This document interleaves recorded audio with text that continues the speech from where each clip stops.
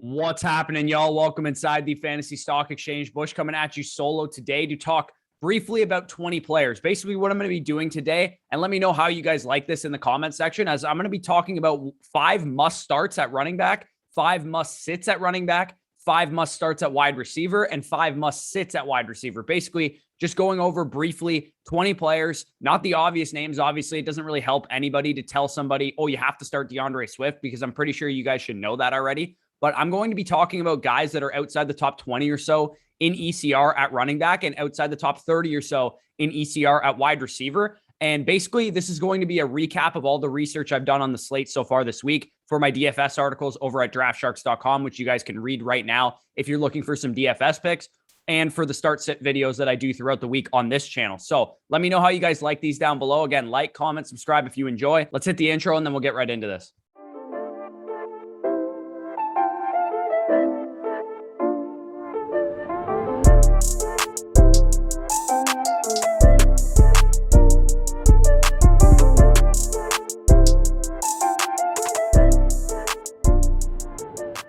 Okay, so we're going to start with the running backs, and you guys can see 5 running backs names on the screen right now. These are my must start at the running back position. Again, these are not the obvious names. You should be starting, Joe Mixon every week. You should be starting DeAndre Swift every week. All these guys that get big workloads, you should be starting every week. These are guys that are more fringe, top 20 or so type of running backs that I really like this week because of their matchups, etc. So Chase Edmonds is the first guy on the list right now, and basically with Chase Edmonds, the reason I think he's a great start this week is because he's getting an 18% target share, running 65% of the routes for the Arizona Cardinals. He currently ranks 8th in weighted opportunities. Kyler should look his way very often in this matchup, with all of his wide receivers having tough matchups against the corners of the Rams on the outside. Number 2, Darrell Henderson. He's been the guy when he's been in the lineup. After stopping Derrick Henry in week 1, the Arizona Cardinals have been absolutely gashed by running backs the last 2 weeks. They're allowing nearly 6 yards per carry over the last 2 games to Dalvin Cook and James Robinson in those previous 2 weeks. And we know this team can score. Should mean a lot for Darrell Henderson, potential to get into the end zone. And we know he can break off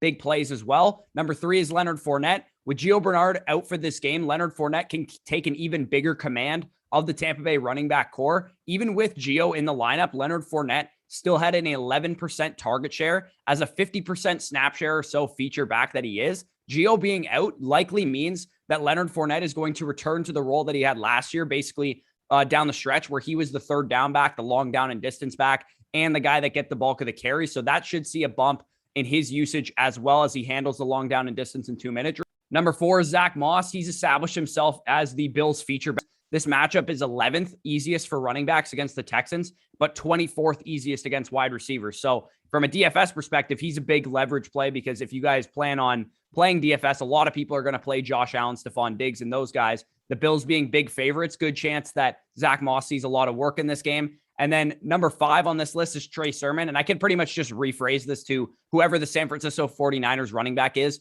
Sounds like Mitchell is going to be a game time decision. So there's a good chance that Trey Sermon is useful this week. Whoever starts has a cupcake matchup. The Seahawks are allowing the most half PPR points per game to running backs.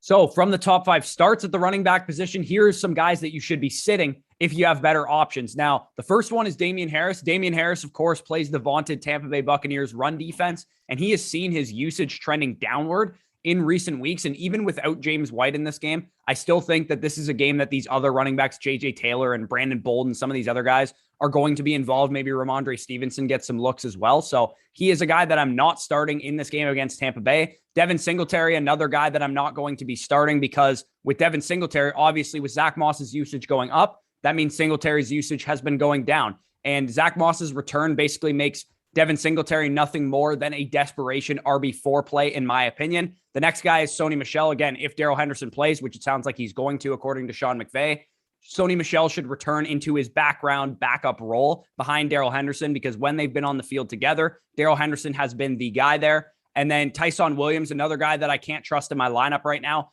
Latavius Murray, Devontae Freeman, some of these guys are working their way into the rotation more and more. Lamar Jackson still owns this running game, still takes a big piece out of that pie, and the Broncos are allowing the second fewest points to the running back position overall, and Tyson Williams simply doesn't get enough volume to counteract that. So he's a guy that I'm also sitting. Cordero Patterson, another guy that I think has frankly just gotten lucky these past couple of weeks.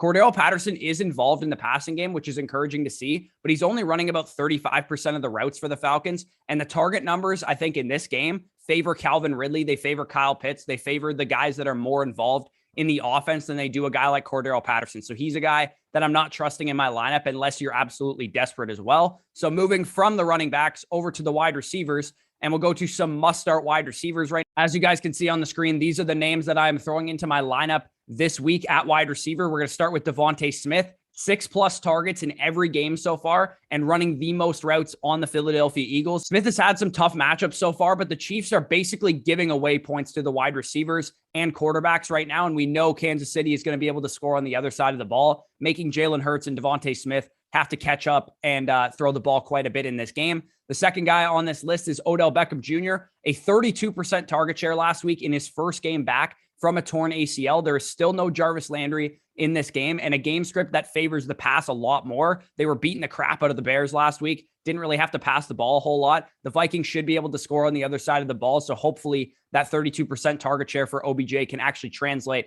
and he can get something done. Brandon Ayuk, again, I talked about it on the Start Sit show. Ayuk is back. He ran a route on 90% of pass plays on Sunday night, saw 2 end zone targets in the game and was clearly a focal point in the offense. I'm okay firing him up each and every week, basically from now on, and especially in this game against the Seattle Seahawks, who quite frankly have been bad on defense against the run and pass. Number 4 on this list is Corey Davis. This is the first favorable matchup for the New York Jets offense and Zach Wilson. They've had to play a gauntlet of the Panthers, Broncos, and New England Patriots thus far this season. I think the Jets get back on track and actually look like a formidable offense this week. The Titans are currently giving up 50 PPR points per game to wide receivers, and you know Corey Davis is going to want to stick it to his old team. So I'm thinking Corey Davis revenge game this week. He's going to be in my lineup, no doubt about it. The 5th guy on this list, I talked about the Titans giving up 50 PPR points per game. The Buccaneers are the only team ahead of them, giving up 62 PPR points per game. And Nelson Aguilar is a guy that you could probably find on your waiver wire that I think you can legitimately throw into your flex spot this week and hope for a big play because this Buccaneers defense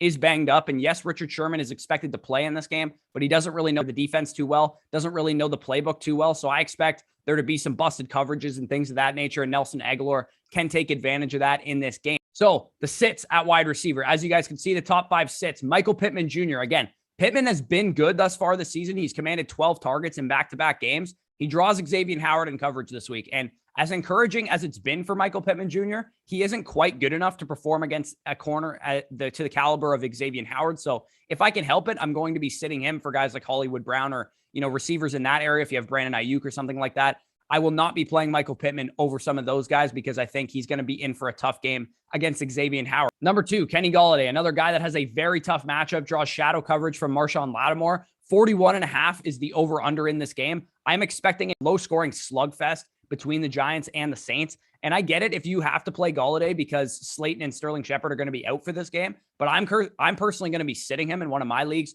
against a great defense in what should be a low-scoring game. So this is not a guy that I really want to be playing.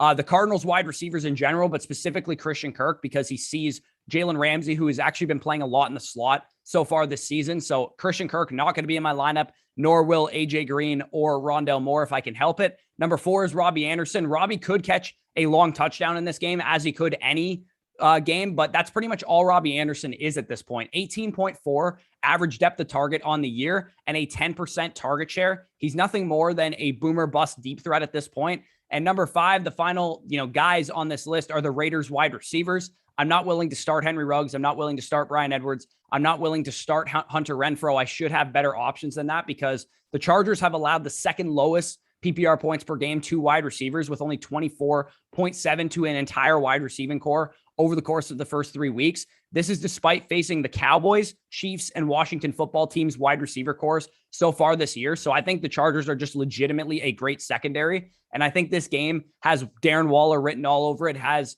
Josh Jacobs, if he's back for this game, written all over it. I think they're going to win this game if they do with short passes, with running the ball, and the running backs and other tight ends can carry this game for Las Vegas. So I'm not expecting a lot of targets out of Henry Ruggs, Bryan Edwards, and Hunter Renfrow in this game. So that's it, guys. Like I said, if you enjoyed this video, please let me know. It was just a quick rapid fire. Some of the guys that I'm starting, some of the guys that I'm sitting. at each of the 2 major fantasy positions. If you did enjoy this video, like the video, comment down below any of your thoughts, subscribe to the channel if you are new. If you want access to our weekly rankings, I kind of made reference to them throughout this video. You can go to thefantasystockexchange.com and purchase them, or you can go to Underdog Fantasy, deposit using promo code FSE, and you will get a $10 match back on whatever you deposit. You can play some of their pick'ems. You can play some of their over-unders. They have a lot of fun games on there that you can use our promo code to get an extra $10, or you can become a Patreon, patreon.com/fantasy stock exchange. Link is in the description for that. You can get the weekly rankings one of those 3 ways. Peace out, guys, and I'll talk to you soon.